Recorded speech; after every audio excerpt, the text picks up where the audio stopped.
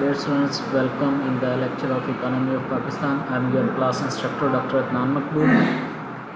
In today's lecture we will discuss about the nature of monetary policy, that how monetary policy works. In our previous lecture we have already discussed about the fiscal policy of Pakistan, but in today's lecture we will discuss about the monetary policy of Pakistan. Monetary policy is an important function of central bank is to control the volume of money supply in the economy. So money supply को control करने के लिए जो policy बनाई जाती है उसे monetary policy कहते हैं. मॉनेटरी पॉलिसी के ज़रिए एक्चुअली जो है वो इन्फ्लेशन को या डिफ्लेशन को जो है वो कंट्रोल किया जाता है जो कंट्री के अंदर एग्जिस्ट करती है. इन्फ्लेशन क्या होती है कि पैसे की जो मिकदार है उसका बढ़ जाना या जो करेंसी की वैल्यू है अगेंस्ट द फॉरेन करेंसी उसकी वैल्यू में कमी आ जाना. तो डिफ्लेशन क्या है कि पैसे की जो सर्कुलेशन ऑफ वेल्थ है इन द कंट्री वो कम हो जाना. In order to control the monetary money supply central bank formulate the monetary policy. तो ये जो पॉलिसी है ये कौन डेवलप करता है? Central bank. जो पाकिस्तान के अंदर सेंट्रल बैंक है वो कौन सा है? State bank of Pakistan. Okay, now we can discuss about the aims and the objectives of monetary policy के इसके objective और aims जो हैं वो क्या क्या हैं. तो अगर हम इसके objectives की तरफ आएँ तो वो सबसे पहले जो आएगा वो है to achieve a desirable level of employment. कि कंट्री के अंदर जो है एम्प्लॉयमेंट का एक लेवल जो है उसको अचीव करने के लिए भी मॉनेटरी पॉलिसी को डेवलप किया जाता है. ओके, अब जो है फुल एम्प्लॉयमेंट वो किस तरह से अचीव की जा सकती है? Full employment refers to a situation in which everybody who wants to get job he can get the job according to his or her ability. The important goal can be attend through expansionary monetary policy. तो इसको achieve करने के लिए क्या किया जाता है? Expansionary monetary policy जो है वो अडॉप्ट की जाती है. एक्सपेंशनरी मॉनेटरी पॉलिसी क्या है? जिसके ज़रिए क्या किया जाता है? सर्कुलेशन ऑफ वेल्थ को इंक्रीज़ किया जाता है. अब सर्कुलेशन ऑफ वेल्थ को इंक्रीज़ किस तरह से किया जाएगा? स्टेट बैंक ऑफ पाकिस्तान वो क्या करेगा? जिनके पास जो बॉन्ड्स होते हैं वो सेल करेगा तो लोग क्या करेंगे? उस बॉन्ड्स को जो है परचेज़ करेंगे. तो इससे क्या होगा? सर्कुलेशन ऑफ वेल्थ जो है इस तरह से कम होगी. और अगर इसको सर्कुलेशन ऑफ वेल्थ को ज़्यादा करना हो तो क्या करेंगे?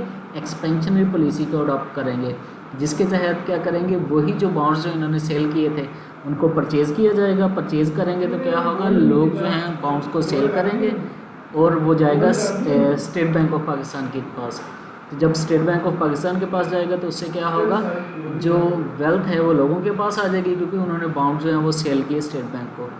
सो at this position everybody they will have a money and the circulation of wealth that can be increased. So businessman find it easier to borrow money to expand their business at low rate of interest. By expansionary credit, business activities can be encouraged. It can help in creating more jobs in different sectors of the economy. Unemployment declines because more persons find job, they have more money to spend, which increase profit and business to business and results in more jobs. Okay, तो इस तरह से क्या होगा कि jobs की जो हैं अवेलेबिलिटी वो प्रोवाइड की जाती है. तो इसके बाद है हमारे पास टू स्टेबलाइज प्राइस. अब कंट्री के अंदर जो है प्राइसेस को कंट्रोल करने के लिए भी क्या किया जाता है? मॉनेटरी पॉलिसी का लिया जाता है आसरा. तो इससे क्या होगा? The second objective of monetary policy is to maintain desirable prices level in the economy. Violent prices fluctuations are harmful to the economy which cause disturbance and क्या होगा? Disadjustment in the economic system. Hence the price stability is very important objective which can be achieved through a monetary policy. When the economy suffers from recession and the prices are falling, the expansionary monetary policy should be used to combat the situation. तो इस तरह से क्या किया जाता है? Prices को control किया जाता है.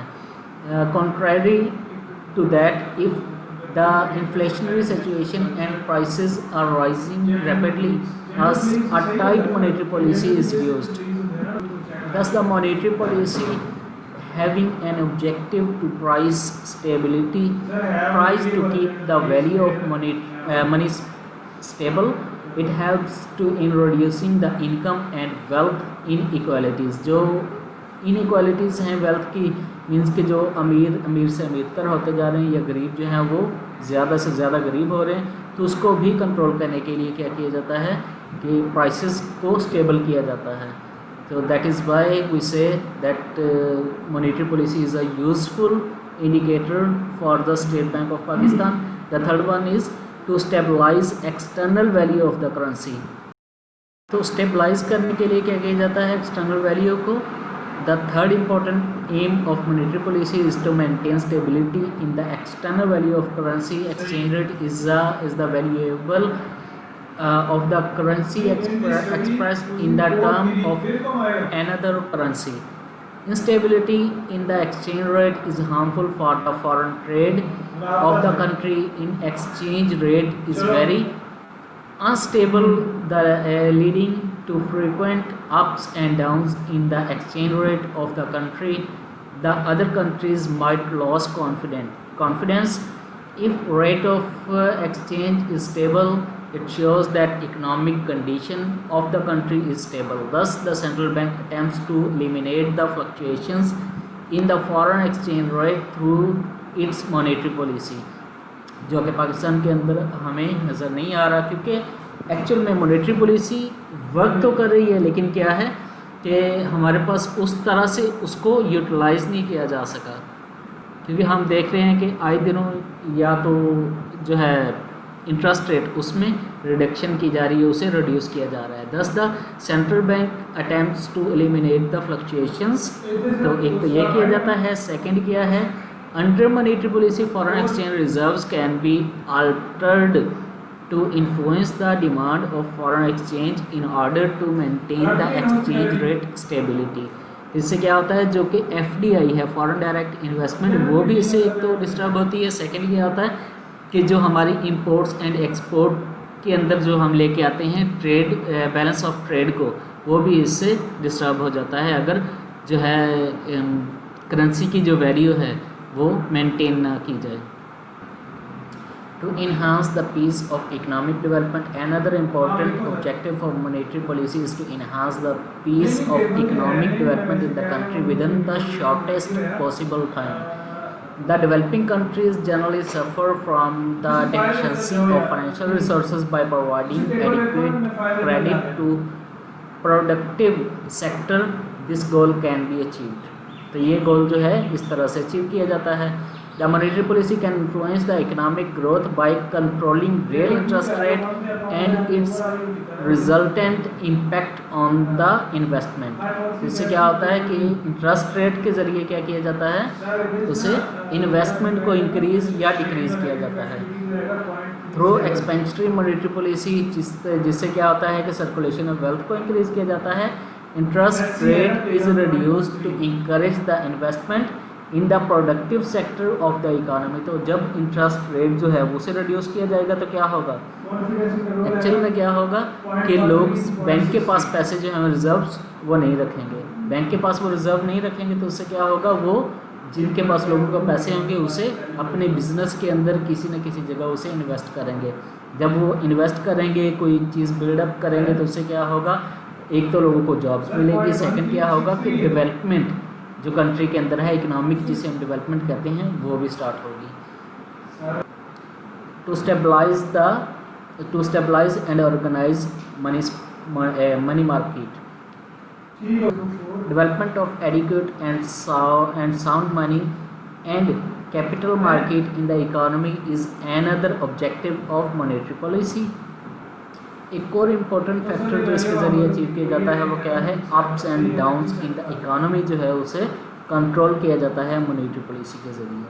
तो एक हमारे पास आ गया to improve the standard of living of the people, कि लोगों का जो लिविंग स्टाइल है, जो लिविंग स्टैंडर्ड है, उसे मेंटेन करने के लिए, उसको इम्प्रूव करने के लिए भी मॉनेटरी पॉलिसी को अडॉप्ट किया जाता है। क्योंकि हमने क्या कहा कि मॉनेटरी पॉलिसी के ज़रिए क्या किया जाता है, इन्वेस्टमेंट को इंक्रीज़ या डिक्रीज़ किया जा सकता है, जिससे क्या होगा, लोगों के पास जो है वेल्थ ज़्यादा आएगी, जॉब एम्प्लॉयमेंट्स ज़्यादा आएंगी, तो उससे क्या होगा, लोग जो है उनके पास एक्सपेंडिचर ज़्यादा होगा, तो उससे क्या होता है, हमारी इकानमी जो है वो बेहतर हो जाती है और उसी से लोगों का जो लिविंग स्टैंडर्ड है वो बेहतर होता है। Another important objective of monetary policy is to improve the living standard of people during inflation. The gap between the rich and poor is enlarged, whereas decrease in price level being recession and depression in the economy, which is more dangerous. Monetary policy can help and play a role in attaining the economic equality. Another factor that can be achieved by the monetary policy, another objective वो क्या है, balance of payment equilibrium. तो balance of payment, जिस तरह हमने बात की थी बैलेंस ऑफ ट्रेड की, same as balance of payment, वो भी इसी से अचीव किया जाता है। तो इससे क्या होगा, mostly developing countries suffer from the deficit in their balance of payment. The central bank or the State Bank of Pakistan through its monetary policy tries to remove this deficit. This deficit appears in the balance of payment. A tight monetary policy is recommended to eliminate it. तो इसको ख़त्म करने के लिए balance of payment के अंदर जो deficit है उसे क्या किया जाता है, मॉनेटरी पॉलिसी को टाइट किया जाता है। ओके, इसके बाद है to save gold and foreign exchange reserves in the economy. तो ये लास्ट वन है हमारे पास। इसका ऑब्जेक्टिव जो इसके अंदर स्लाइड्स के अंदर हमने शो किया वो क्या है, economic stability of a country depends upon its gold and foreign exchange reserves. Availability of gold and foreign exchange reserve is very resourceful in promoting international trade and orderly capital flows. It is very important in evaluating the power of the currency when compared currency of other countries. तो जब भी हम अपनी currency को दूसरे के against जो है वो करते हैं, उससे कंपेयर करते हैं, तो ये हमारे पास जितने भी रिजर्व्स हैं गोल्ड के या जो हमारे पास फॉरेन एक्सचेंज रिजर्व्स हैं उनको मुहैया किया जाता है।